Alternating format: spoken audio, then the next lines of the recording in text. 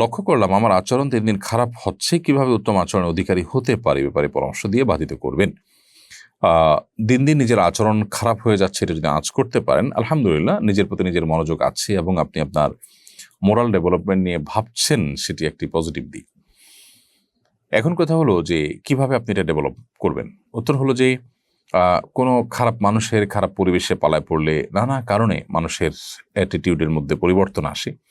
আপনি যদি এই মুহূর্তে কোনো ভালো সৎ নেককার আল্লাহভীরু মুত্তাকি মানুষের সংস্রব এবং সান্নিধ্য এটাকে গ্রহণ করেন, তাহলে আশা করা যায় আপনার ভিতরে পজিটিভ পরিবর্তন হতে থাকবে। এবং সেই সাথে আল্লাহ সুবহানাহু ওয়া তাআলার কাছে একটি দোয়া আপনি করবেন, যেটি আবু দাউদ তিরমিজিতে বর্ণিত হয়েছে। নবী করিম সাল্লাল্লাহু আলাইহি ওয়াসাল্লাম আল্লাহর কাছে দোয়া করতেন, আল্লাহুম্মা হদিনি লি আহসানিল আখলাক ওয়া লা ইয়াহদি লি আহসানিহা ইল্লা আনত।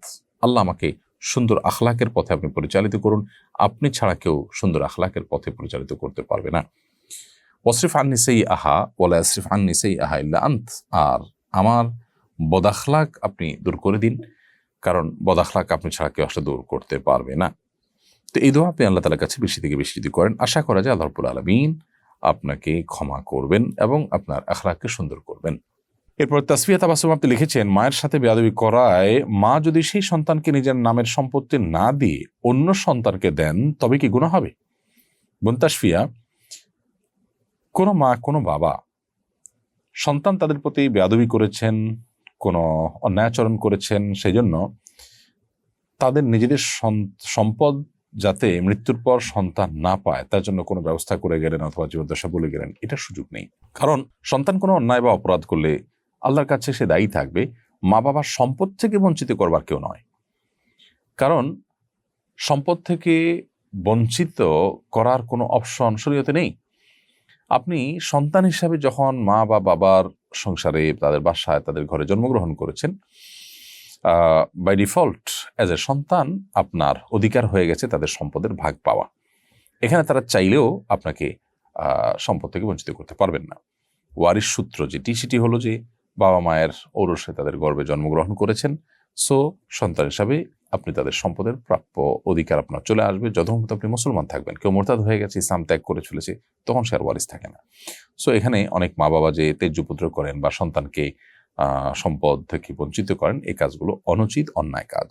সন্তান কোনো অন্যায় করে থাকলে সেটি আলাদা বিষয়, আল্লাহর কাছে তার বিচার হবে, কিন্তু তাকে সম্পদ থেকে বঞ্চিত করতে পারবেন না, বা সন্তান হিসাবে তাকে তেজ্যপুত্র তথাকথিত এটাও আপনি করতে পারবেন না। মোহাম্মদ ইউসুফ আহমদ লিখেছেন, রাগ করে কোনো মা সন্তানকে অভিশাপ দিয়েছেন, এখন মা বেঁচে নেই, অভিশাপ মুক্তির উপায় কি?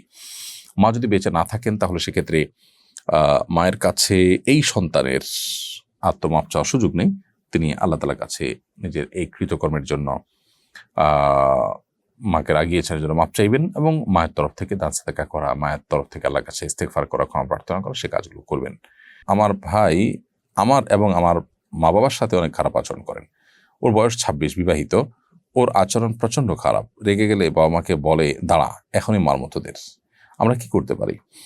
তিনি যখন সুস্থ স্বাভাবিক থাকেন, তখন তাকে কোনো মানসিক ডাক্তার দেখানো, কাউন্সেলিং করা, কোনো ভালো আলেমের সান্নিধ্যে নিয়ে তাকে নসিহা করানো, এই উদ্যোগগুলো আপনারা নিতে পারেন।